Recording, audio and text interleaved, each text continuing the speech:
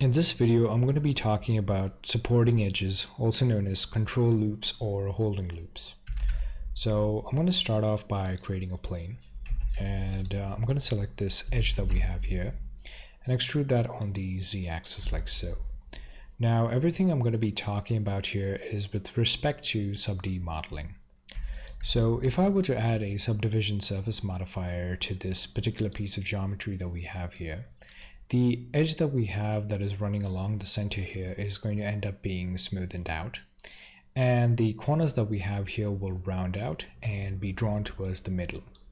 So let's go ahead and see what happens when we subdivide this. So upon subdividing it, it's gone ahead and turned this into a curved surface, and the edge that we had along the center there has been smoothened out, and the corners rounded, and it's also lost quite a bit of volume. Now when we are going to be doing any kind of hard surface modeling, we're going to want to try and preserve certain details and also try to preserve the hardness of certain edges. So in order to do that, we need to utilize something known as supporting edges. So what exactly are supporting edges? So let me go ahead and undo everything here. Let me also just jump into the shading tab and add a high contrast material so that we can see what's actually happening. Let me go ahead and change the environment as well. Alright, so now what I'm going to do is cut a loop into the face right here. And I'm going to bring this edge in close proximity to the edge in the middle here. And I'm going to do that on the other end as well. Now the reason I'm doing this is to sort of tell Blender that I want to preserve this edge that is running along the middle here when I subdivide this piece of geometry. I'm also going to go ahead and add a couple more loops, and I'm going to add these in order to hold the edges that are running along the perimeter in place. So just add another one right there and one at the bottom as well.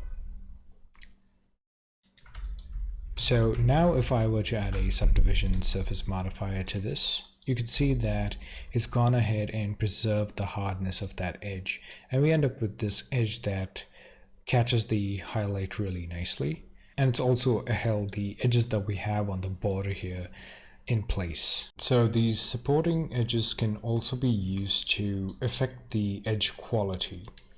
So let's go ahead and move these edges a little bit away from this central edge that we have here. And in doing so, we have now affected the edge quality. So we now have a much more rounder edge, and the transition between the planes are much more softer. Alright, so before I wrap this video up, I thought I'd show you how I go about applying these supporting edges to an actual model. So let's analyze this model of a pot here.